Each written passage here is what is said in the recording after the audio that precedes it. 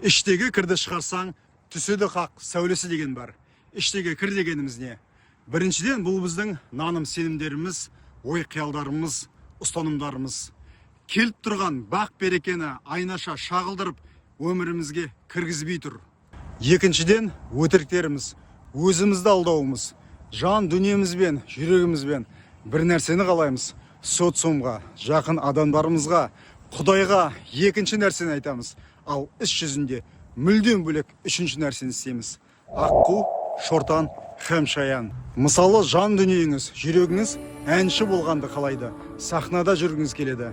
Бұл өмірге келген миссияңыз керемет әнші болу, ән шырқау. Ал айналадағы адамдарға бұл арманыңызды айтпайсыз. Айыптаудан қорқасыз.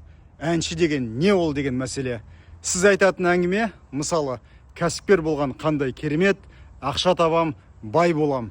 Ал іс жүзінде өзіңіз жақтырмайтын, жек көретін жұмысқа таңертең ерте тұрып, күнде барып, өзіңізді қорлап жүрсіз. Осындай қорқыныштардың, түкке кергеміз ұстанымдардың, өтіріктердің саясында жүргенде, хақтың сәулесі сізге қалай түссін?